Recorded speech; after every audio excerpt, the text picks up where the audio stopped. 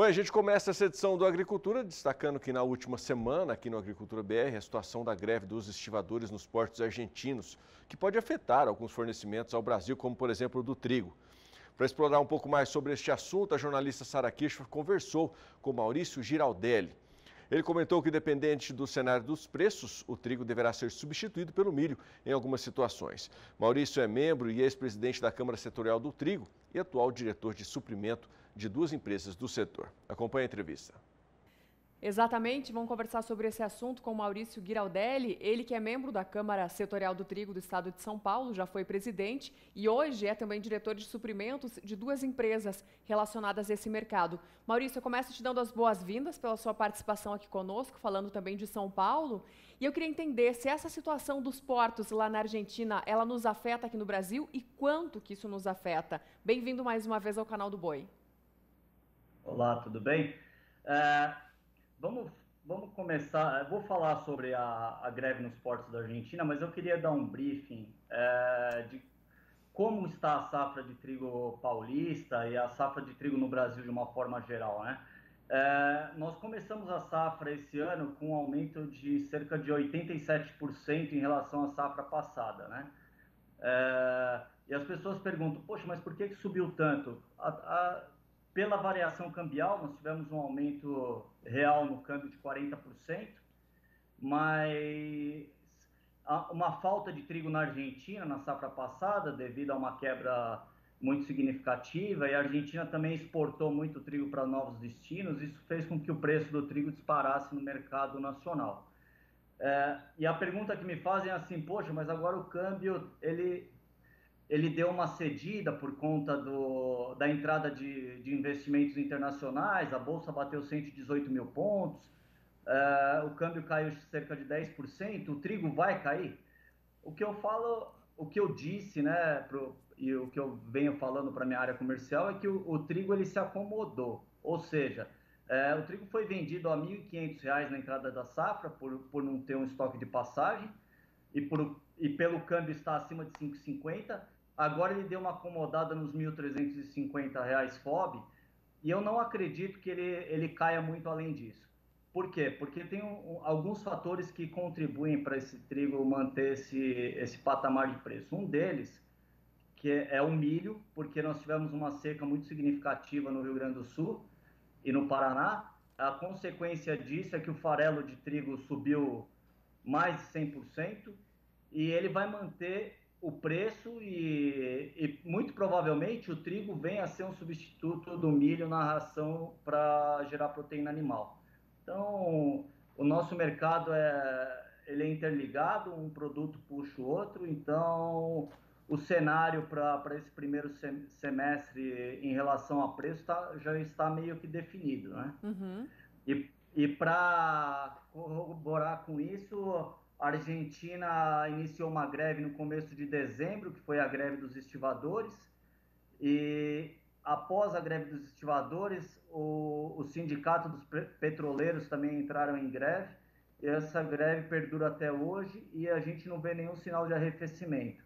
A consequência disso é que já existe um line-up gigantesco de navios brasileiros nos portos argentinos, e como a Argentina é uma origem muito próxima do Brasil, as compras são feitas mensalmente. Provavelmente nós teremos uma ruptura de fornecimento de trigo no Brasil nos próximos dias, que vai acarretar num nervosismo de mercado. Deve faltar farinha de trigo, e a consequência disso, a busca por produto nacional deve aumentar, o que vai fazer com que os preços se mantenham altos. Pois é, Maurício, e falando exatamente sobre isso, eu estou com o indicador CPE aqui na mão do trigo, e também a gente usa o indicador aqui da Bolsa Brasileira de Mercadorias, que mostra que o trigo agora, durante esse mês, diferente de outros meses de 2020, ele estava em queda, né? Inclusive ainda no acumulado do mês ele está em queda, mas ele já começa a esboçar algum movimento de alta. Isso deve se repetir ainda mais nos próximos dias?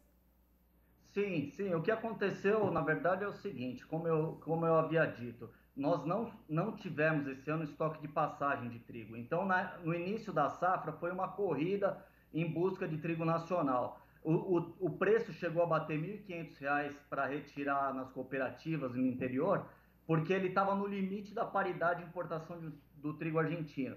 A Argentina, ela subiu também cerca de 30% da safra passada para essa, e a gente não vê, assim, até quando vai cair o preço do trigo nacional. Ele tem um limite, depende da paridade de importação do trigo argentino. O trigo argentino, ele já chega nos moinhos por volta de R$ 1.500, R$ 1.505, com um câmbio a R$ 5.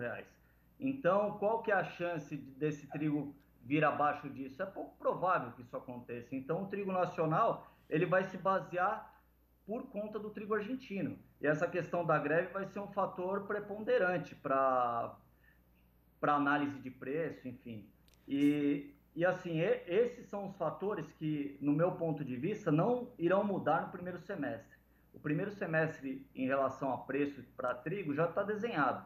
Agora, um fator que pode, assim, trazer um pouco mais de insegurança é a safra do hemisfério norte, que ainda vai ser colhida, tem uma série de indefinições, parece que a safra na Rússia foi ruim, o plantio foi ruim, porque foi um ano, no período de plantio foi muito seco também, então a gente pode ter uma reviravolta também para o segundo semestre. O primeiro semestre, para mim, é claro, é preço em alta demanda e não vai mudar muito. Maurício, e diante desse cenário, né, que o mercado do trigo está vivendo, tão desafiador, com todos esses percalços, a Argentina em greve, e a gente é totalmente dependente aí desse milho da Argentina, desse trigo, aliás, da Argentina, existe uma perspectiva de diminuir a dependência de trigo importado aqui no Brasil? Então, esse é um trabalho que as câmaras setoriais no Brasil vêm fazendo, né? A busca pela autossuficiência não é uma coisa de hoje, né? Uhum. Isso envolve muita pesquisa. As variedades de trigo no Brasil já se desenvolveram muito, comparadas a variedades que nós tínhamos há 10 anos atrás. Eu creio que, num futuro próximo, o Brasil pode ser autossuficiente, sim. Em quanto Mas, tempo a gente está falando, que você imagina? então, isso vai depender mais, não é do volume, é da qualidade do trigo que vai se plantar, entendeu? Porque o Brasil, ele demanda basicamente 80% da farinha dele, ela depende de um trigo que o Brasil pouco produz, que seria um trigo para área de panificação e massas, né? Então, o Brasil produz muito trigo soft, por isso que tem sempre aquela máxima, né? Por que que o Brasil consome 12 milhões, produz 6 e sempre importa 7 ou 8 porque exporta uma parte do produto que ele tem? Aí a gente vai entrar numa lei de cabotagem, a qualidade do trigo não é a qualidade que a gente demanda, tanto é que o trigo exportado do Brasil basicamente vai para país árabe ou do norte da África, que consome um tipo de farinha mais fraca, enfim. É um pouco mais complexa essa discussão. Tá certo, Maurício. Beleza. Muito obrigada pela sua participação aqui conosco. Obrigada pelos esclarecimentos e pela disponibilidade.